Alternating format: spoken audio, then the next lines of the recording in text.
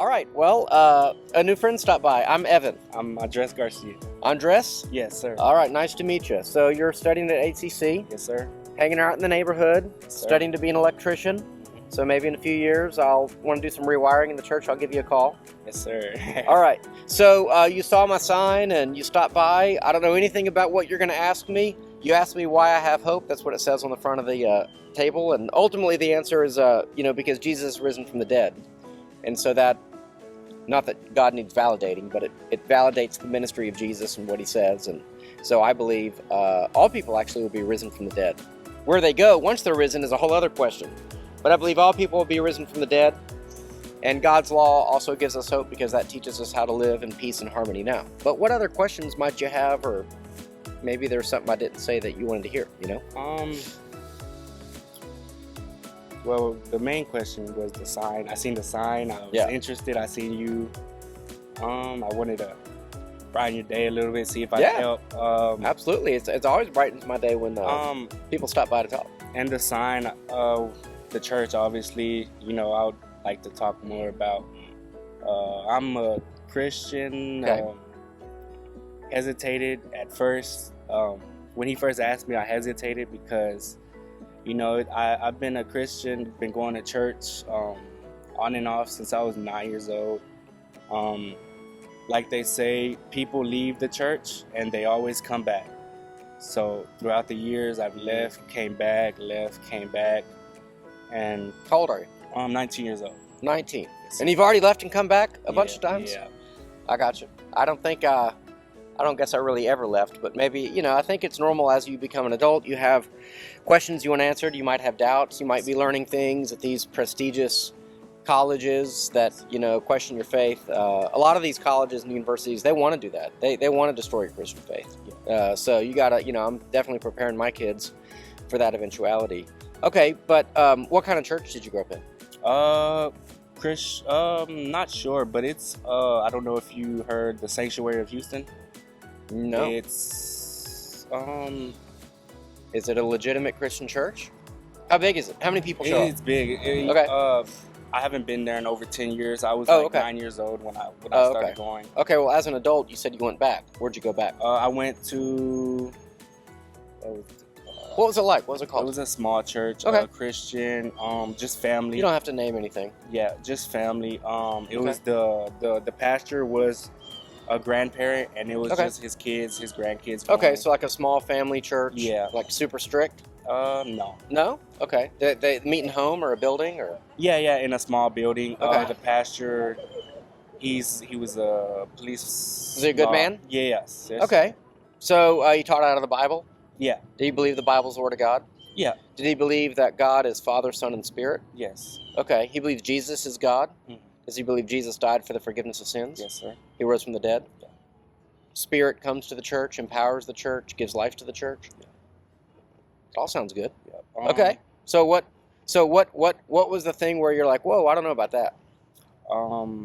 Like as in like doubt or? Well, yeah, doubt, or was there like a bad experience or something that led you away to the church? I mean, it sounds positive to me. So what is it that's like? Well, I don't know about that. Yeah. So some doubt. For example, I don't know if it's just me, but when I seek out to Jesus, Mm-hmm. read the Bible every day and stuff like that, do Christian things, they say that he makes it harder before he makes it easier. Mm-hmm. And when I get into it, I have left and came back. Every time I get into it, I experience some really hard trauma and problems. Okay. And that kind of makes me hesitant. That's why I was hesitant to say I was a Christian. I got you. Okay. Because it makes it. It's like he tests you. The test. Sure. And So there's a book. It's written by a guy named C.S. Lewis. He's one of the most famous Christians of the 20th century, and he wrote a couple of books everyone should read: Mere Christianity and Screwtape Letters. Screwtape Letters is really kind of a masterpiece because it's actually letters between two demons. Okay, it's kind of funny but kind of serious, and it's how these demons work on a guy, like a young man like yourself, to sort of get him out of the church.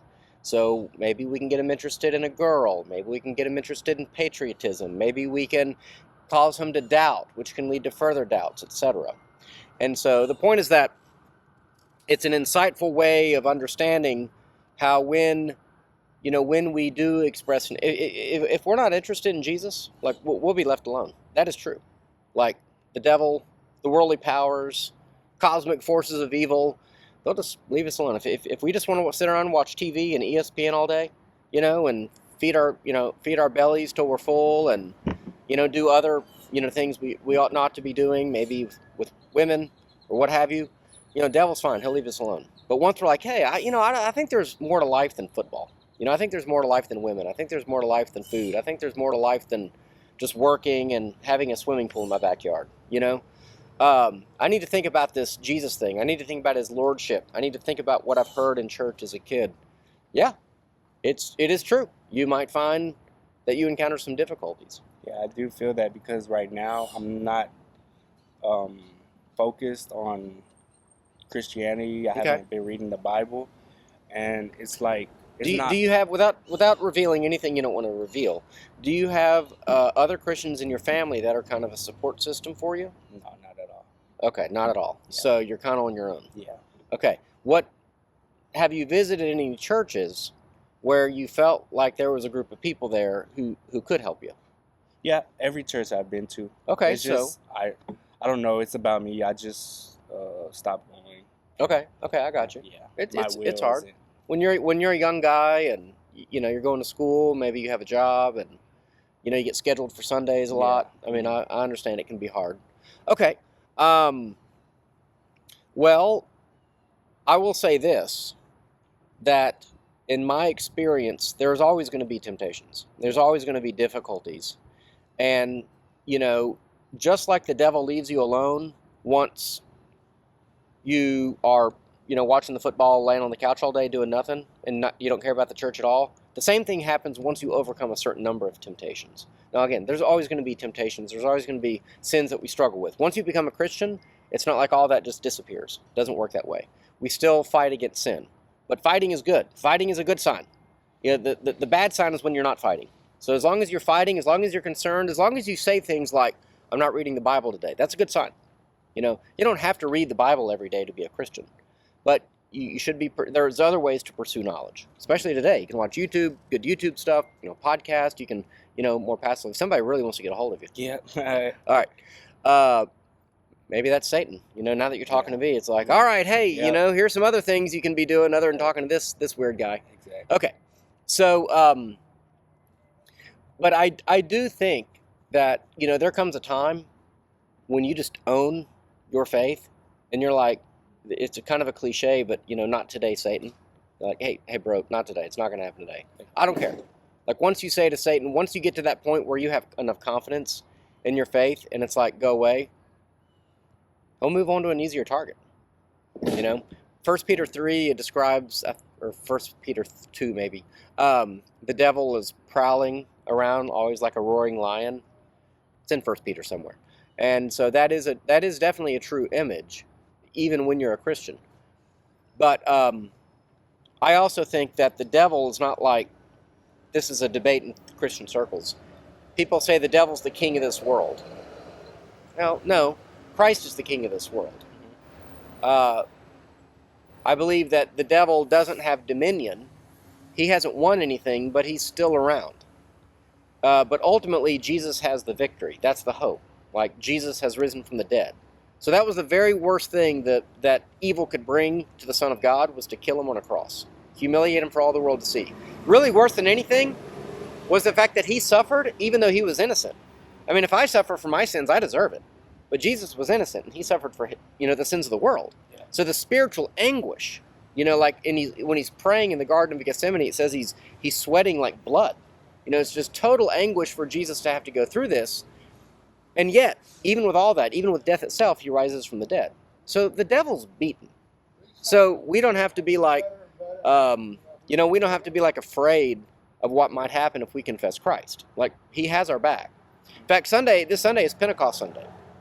We always remember the giving of the Spirit in Acts 2 to the church. And so any good Pentecost Sunday sermon should be about how the Spirit empowers us and encourages us and helps us. In John 17, the last night Jesus with his disciples, Jesus says, I'm going to be sending you an advocate, a paraclete in the Greek there. I'm going to be sending you a helper, someone who is going to be with you. So you're not alone, when you're facing these kinds of difficulties. So I think that's the good news. If you can hang in long enough, eventually the temptations sort of get smaller and smaller and easier to manage. That's part of your growing in holiness, part of your sanctification. Yeah, I could relate to that. I would like to share something. Mm-hmm. So I have a treatment team. I had like mental health diagnosed. I had a very good conversation with my case manager. So we were talking about Jesus and everything, getting back into my faith. And so as context, my goal in life is to become an electrician, start my own business one day. My brother's doing 10 years in the penitentiary, state penitentiary. I want to hire like felons or people who need a second chance at life. And she mentioned to me, why would I want to help the people for a short time, as in life, if I could help them everlasting life, like after they die. And that just put it into perspective that, like, instead of helping people in the world, I could help them meet Jesus just like you're doing, and help them eternally. Yeah. Well, you don't have to choose. You can do both. Yeah. In fact, we do a podcast, and it was three of us, and one of the people on the podcast said, well, I used to do ministry, but now I'm a bartender, but I find that I do more talking to people about Jesus as a bartender than as a, whatever. And I kind of made the joke, well, why should anyone ever be a pastor? If, you can talk to, because other people, because we sort of chimed in, you can do the gospel wherever you find yourself. Yeah. As an electrician or any other trade, you can be a Christian in that, in your called, we're called to be Christians in those professions, and that's part of how we witness to the world, Sometimes as a pastor, you're kind of hamstrung. I mean, you don't actually have to be a pastor to do what I'm doing right now. I just have the free time to do it. Yeah. But I would give this seat to almost anyone that I trusted if they wanted to sit here and tell people about Jesus, So, okay, so where does this leave us? Where are you kind of at with your do you have any questions or doubts about like what's said in the Bible? The story, like the resurrection or who Jesus says he is, or anything like that? To be honest, I really haven't. Like, I read the Bible, but my comprehension of the Bible is not 100%. Like, I'll read it, and it'll sound like gibberish to me. Just to me. I don't know if it's anybody else. But no, it's to a lot of us. I mean, so sometimes it's hard to read the Bible. Yeah. It's kind of, it is difficult. Especially if you like start with Genesis with the goal of like getting all the way through.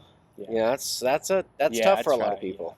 Yeah. My favorite chapter is Psalms. Okay. It has a very good scriptures, and my favorite scripture is John. I can't quote it's all right, but it's somewhere in John. Yeah. Because so context, I have had 3 right eye surgeries. My brother has had a couple left eye surgeries. My twin brother. So this is crazy. My first time picking up a Bible when I was old enough to comprehend what it, like, not as a kid, the kids, we used to watch movies, like cartoon movies about Jesus. Yeah. But so I was 17 years old. My mom's boyfriend gave me a Bible. The first page I opened was somewhere in John. It said, the verse was, why do you see the log in your brother's eye, but do not see the plank that is in your eye? You fool. First, take care of the plank that's in your eye and worry about the log that is in your brother's eye. And it just, I don't know, I just started crying and just asking for forgiveness. Typical, Yeah, sure. I mean, that verse convicts all of us. Yeah. Because what we tend to do is we tend to go around and see fault in everyone else and yet we don't see the fault in ourselves. Yeah. You know, and so that's it's a powerfully convicting verse, you know, that Jesus says. So, and so yeah, we're called to be humble. It doesn't mean we can't ever, and this is sometimes used. In fact, one of the videos I have are people, you know, and they're actually arguing with me. You're being very kind. Yeah. But, you know, there are people who do argue with me and they reject Christianity, and then they'll say, well, I'm being judgmental. You know, and they'll use a verse like that against me. It's like, well, no, I still can make judgments. We still can make proper judgments, so long as we've done that self-evaluation. Yeah. You know, you can say that there's sin in the world. You can even say to another person that they're sinning, so long as you've done an evaluation of yourself and you're fully aware of the own sin, you know, your own sin. That's the problem that Jesus was up against, was a lot of improper judgments, because there was not a self-evaluation of what was going on. So, but did it really hit you close because of your eye surgeries? Yeah. So, exactly. Okay, I got you. Were the surgeries successful? Yeah. Pretty much? Yeah. Enough to where you can be an electrician? I'm blind out the right eye. Oh, wow. Okay. What's it called? How do they say it? Legally blind. Yeah. Legally blind? Yeah. Do your glasses correct for it? No. No? Okay. Can you drive? I went to go get my license. They said I need a specialist statement before I could get one. I got you. Wow. So you got some uphill battles. Yeah. Okay.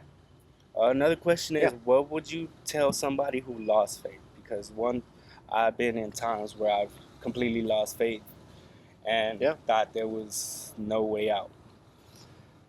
Well, I had a pastor friend that said once, when you come to the end of your rope, tie a knot and hang on.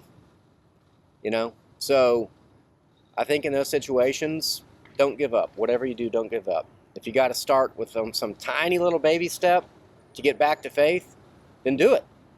If that means you make a phone call, if it means you visit a church, if it means you pick up the Bible, if it means you get on your knees and pray, do it, and God will hear your prayer. So Jesus promised again to send the Spirit. So if you ask for the Spirit, you'll be given the Spirit. And it is the fact that there are going to be many times in our life when we do not have the strength to carry on in faith, whether due to tragedy or hardship or difficulty. But the Spirit can. So you don't need the strength. That's the whole point. That's the good news. That God has done this for you, and He'll give you the Spirit to give you the strength. So you have to ask. You have to ask for it. And if you can start with the smallest of steps, then I think that God will get you the rest of the way there. You do need a community. You need friendship, accountability, encouragement. So you do need a church community. You got to start. You know, you really do need that. So if you don't have that in your family, you know, where do you live in Houston? You live North Central. Kind of far away from here? Yeah. Not really. Yeah, not Cavalcade's really. not that. Just the Metro Rail. All right. Well, you could get the train to here. Yeah. If you can get to HCC, you can get to here. Yeah. You know, start getting to know people. You know, but if there's other churches you want to go to, then you know. But you do have to make that a regular thing. You have to make that a commitment. I mean, when I was in college, I had gone to my Lutheran church, my childhood, you know, my whole life, every Sunday, without fail. I mean, like, always, you know.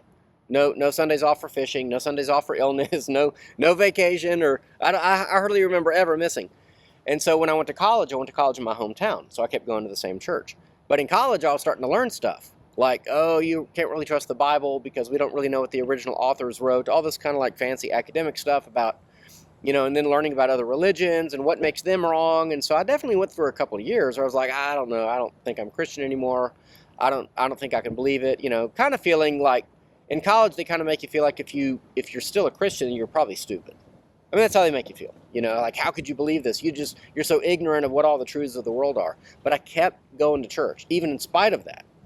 And eventually, I had one simple question where I was like, okay, which is, do I want to live like these people or not? Even if I think they're wrong about what they're believing, I looked around and I saw the salt of the earth, as Jesus says. And I saw normal, ordinary people going through tremendous struggles in good faith. They were joyful, they were content, they had prospered. Not that, you know, they were all filthy rich or anything, but they had made good lives of themselves. And I looked at those people and I was like, well, this is what I want. I'm 20-something years old. This is what I hope, to end up with. So I thought to myself, what does the other side get me? And I didn't like what I saw. Yeah. So now my faith evolved beyond that, even into my mid-20s, and I would learn things and listen to things and read books and, grow deeper and deeper. But that was for me how I got out of that rut. It's kind of like, my son plays baseball, and in baseball you have slumps, where you're not hitting, you're not throwing well. Well, so what do you do after a bad game? You go to the batting cage. What do you do after a good game? You go to the batting cage, right? What do you do after a bad pitching outing? You do a bullpen session. What do you do after a good one? A bullpen session. Nolan Ryan, after he threw his 7th no-hitter when he was, I think, 44 years old, he still did 45 minutes on the exercise bike after that game. Because that's what you do. What do you do after you pitch? Leg exercises. What if you win? Leg exercises. What if you lose? Leg exercises. What if you throw the most no-hitters in all of baseball history that no one will ever do again? Leg exercises. Now I'm preaching, but strive for more. Well, there's got to be a routine. There's got to be a commitment that's unbreakable. Mm-hmm. If everything's a negotiation, like, well, I'll go to church if I feel like it. Well, I'll believe if I feel like it. Well, you'll never believe. You'll never go. That's like saying to your kids, oh, you don't want to go to school today? Oh, okay, no problem. We won't go. Guess what? They won't feel like going tomorrow either. Yeah.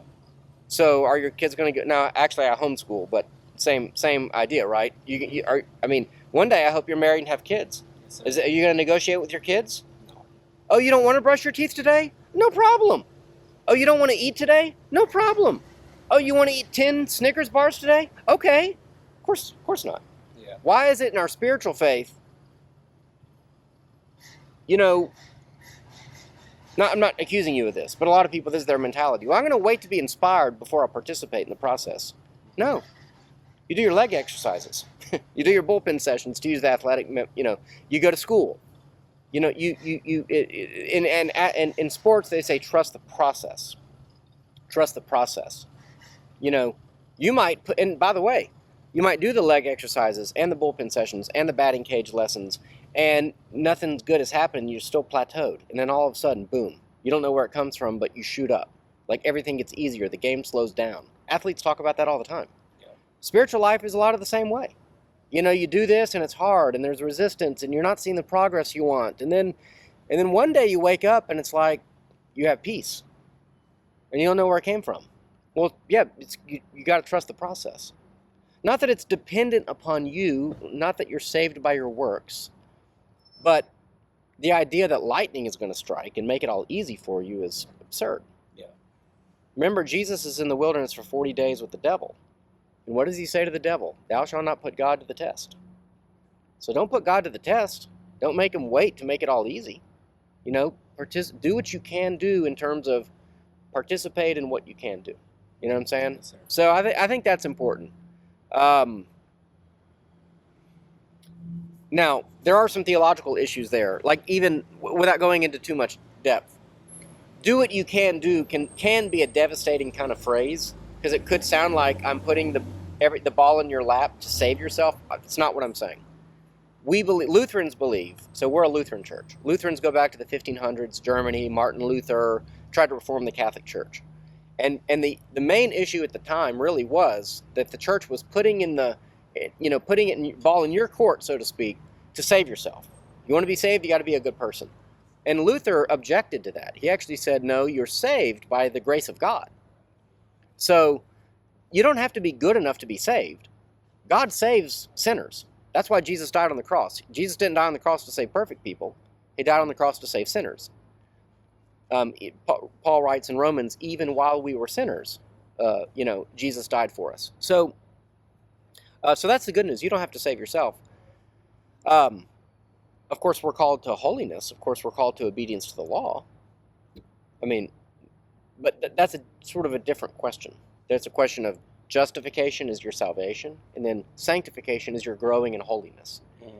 But we can talk about that, maybe at a later time when we do a little more theology or something like that. Yes, sir. So I don't know if that was a long answer to your question, which is, what do you do when you lose your faith?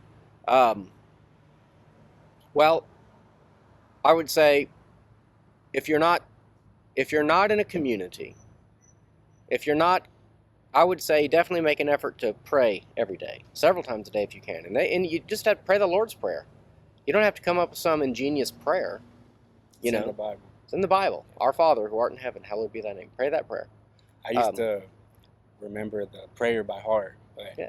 it's been a while. So It's okay. Take out a book and read it. Look it Yeah. up on the internet. Google it. Lord's Yeah. Prayer. That's fine. No shame in that.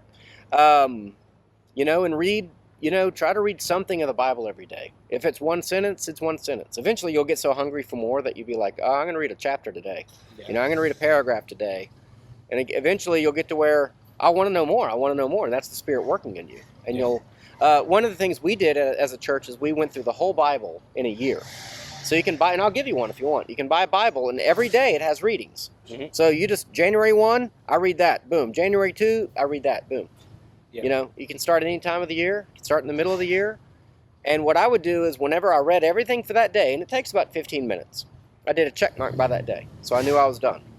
And then I just kept working at it, kept working at it, kept working at it. And if I fell behind, maybe I try to read 2 in a day. Yeah. So, or maybe if you fall like 2 or 3 weeks behind, you just skip that chunk. Then you start over at the day you're on, then you check mark that day, you check mark the next day. And then if you fall behind again, you skip, you catch up. And then after the year is over, then you go back to those chunks you missed, and then you read those. So I'd recommend that. Yes, sir. Yeah. Okay, your mom and dad if you don't want to say, you don't have to say, but do you still live with your mom and dad? Or I live with my mom. My Okay. dad is deceased. Oh, I'm sorry to hear Yeah. that. Okay. How long has that been? About 10 years now. Oh, okay. I Okay. was 9 years old. Wow. Yeah. That's a traumatic experience. Yeah. You said 9. Is that when you stopped going to church? That's when I was in church. That was when you're in church. Yeah. With his death, is that why y'all stopped going? Or No. not really? No. Okay. Now, your mom, does she go to church? No. Would she go to church? Can't really speak about it. I don't. All right. I don't know. I don't. Well, maybe Maybe. if her kind son went to church, and one day you said, "Hey, Mom, it's Saturday. Tomorrow I'm going to this church. It's on the rail line. I'll see you when I get home." Yeah. I tried with there's the little church that I used to Uh-huh. go to. It's on the same street as I Okay. live on. Okay. And I asked, and she said no. Okay. Yeah. Okay. All right. Well, sometimes you just got to chart your own path. Yeah. But I have my treatment team, my case manager. She talks to me about like my progress with connecting back with the Lord, reading the Bible. Wow. Yeah, she. Okay. Yeah. So I didn't know they were allowed to do that. Yeah. Okay. Yeah, I have a team. that Cool. Helps. All right, man. Yes, sir. Well, let's keep in touch. All right. Yes, sir. All right. It was good talking to you. You too.